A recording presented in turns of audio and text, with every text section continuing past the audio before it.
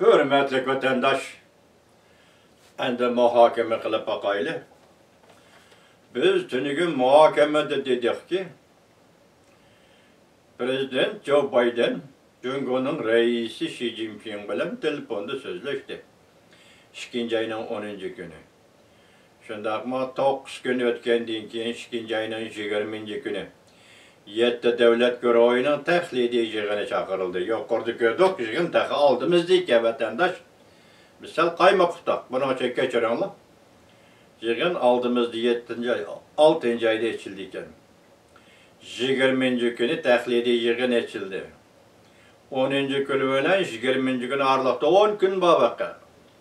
12 vakit. Demek biz tününkü muhakeme dedik. Büyük İran orbiti bu katem telefonda görüşkende iki devlet rehberleri ortak duruş geldi diye. Anadaki ben tahlil kılıp misallarını keltirdim ortak duruş gelgenliği doğrusu da. Mesela en adisi devlet müdafiye ministeri Ağustos'tan Amerika Koşmuş Ştatları ile NATO birleşip Cumhur tehdidi takabül duruş doğrusundaki haber yakın makale Amerika avazıdan 1 saat içinde eli bitildi dedim vatandaş. Endilikte Cumhur Partiyası'nın 3 nefer emeldarı otturu sekrep çıktı. 10 gün, var yok 10 gün içinde. Demek bula sekrep çıkıp hazır Prezident Biden, Joe Biden bilen Reis Xi Jinping 2 saat sözleşkendi. Nemi sözleşkenliğini duyuksuzla aşkarlap koydu. Taşkı İşler Ministeri Wang Yi, diplomatiyaga meşgul emeldarı Yang Amerika turuşluk başaltısı ütyenke şundak dedi ki, vatandaşım, Uyguristan meselesi, Hong Kong meselesi, Tibet meselesi, Tayvan meselesi, bunun da biz ornumuzun arkamızga çekinemeyimiz. Çekinediğin oru yoktur. Demek muşu mesele, 2. ayının 10. günü, iki devlet rehberleri telefonda sözleşkende oturup koyulgan meseleler. 10 gündeki keyin bunun Cumhur'dan cevap verip, 3 ameldarını oturup çıkarıp, biz bunun yol koyalmayız dedi. Demek bayanat karakterlik söz. Tünüginki 3 nefer emeldarının sözlügen sözdür bayanat karakterlik söz efendiler.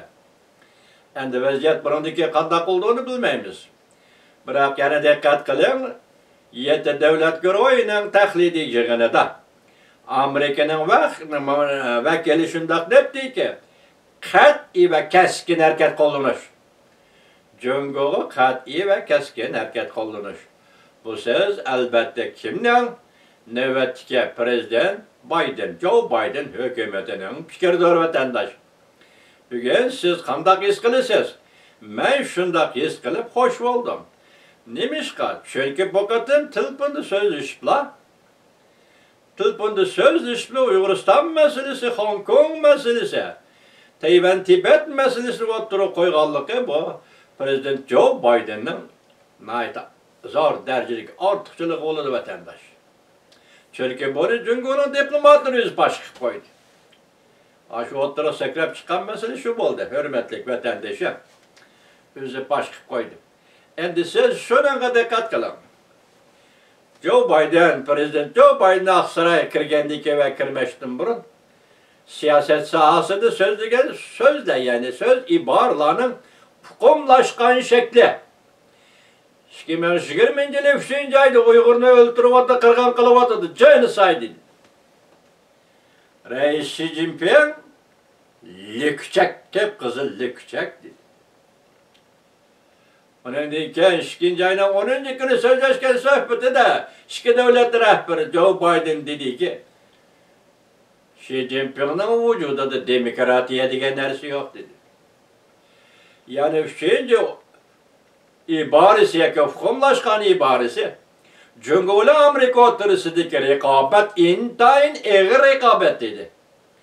Bu eğer degan sözde elbetip onun orada başka isimli ya başka ifade isimini koysak, mesela Cungo Amerika o'rtasidagi munosabat, raqobat munosabati hozir reaksiyalashgan davrga kirdi desamiz bo'ldi. Mana uch nafar amaldor oshkorli o'tirib kayni sakrab chiqib nim dedi.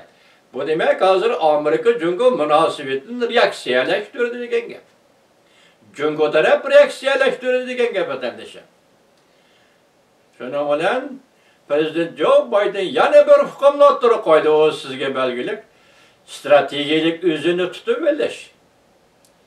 Strategik o'zini tutib olishning ma'nosi kishilar xilma-xil tushunadi. Qanday tushuntirishdan qat'iy nazar xilma-xil tushunadi.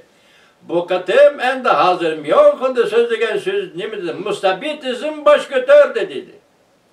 Biz avvalgi yillarda nima dedik? Cungo bosh ko'tardi dedik. Hozir mustabitizm bosh ko'tardi, o'tirdi zo'r farq va vatandosh. Zo'r farq va shundaqli Myonxenda so'zlagan nutqida nima dedi? Biz tayyorlik qilishimiz lozim. Cungo bilan uzun muddatlik raqobatlashishga tayyorlik qilishimiz lozim.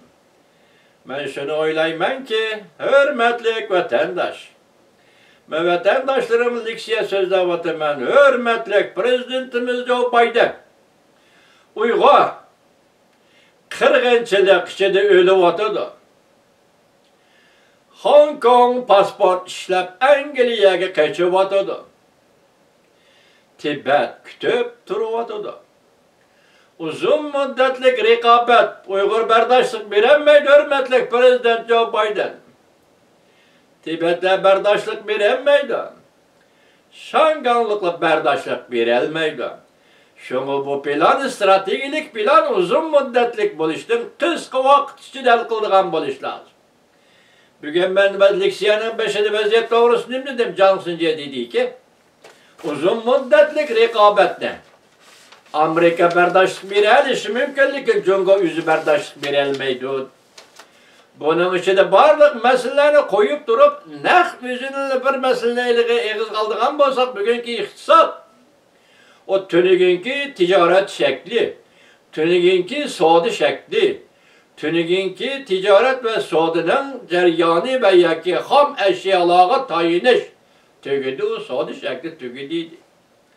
Bugünkü soğudu ticaret şekli, ilim fennin terakkiyatı ve tekniki terakkiyatıga bağlılık buludu deydi.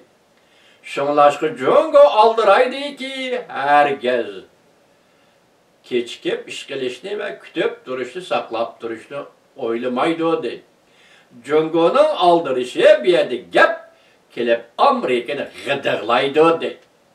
Şunlaşkı hürmetli prezidentimiz Joe Biden Tibetlerini, Uygurlarını, Hong Kong'luklarını nazarda tutup bu siyasetin ayda tezlik bilen Cungo ile bulunduğun söhbetini ötkizişini Prezident Biden hükümetinin talep kılımız ve ümit kılımız, iltica kılımız. Moşu söhbet ötkizilişten avval, söhbetki olturup meselel kılışını başlaştın avval, Cungo'nun işleper emeldarı ne mi dedi?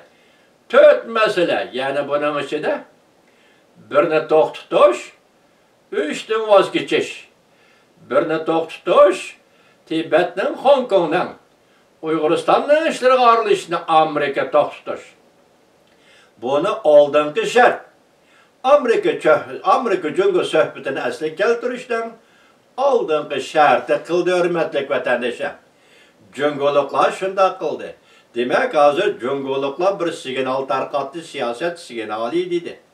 Siyoset signali ana shunday tarqatildi vatandoshlar. Biz endi bu hikoyani Cungoliklar ko'tarib chiqayotgan yangi hikoyani qayta yandırıp tadqiq qilamiz, sizlarga muhokama qilamiz, sizlar bilan birga muhokama qilamiz. Hozir demak Amerika Cungo munosabati yana qandaq bosqichga va yana qandaq jarayonga davrga kirib keldi. Siz buni o'zingiz his qila olasiz, vatandoshlar. Demak bugun Uyg'uriston masalasining jiddiyligi, Hong Kong masalasining jiddiyligi, masala jiddiyken ciddi vakitga bağlıq bo'ladi, hurmatli vatandoshim. Mesele o'ttirg'i chiqqan ekan, mesele vaqt ichida o'ttirg'i chiqqan ekan, u vaqt ichida hal bo'lishi kerak. U so'rilib ketaveradigan ish emas. U hal bo'lishi kerak. Shuni vaqt jiddiyligi, hal qilish jiddiyligi. Mushundaq bir paytda biz Amerika xalqini yana bir qatam g'ayrat qilishini umid qilamiz, hurmatli vatandosh.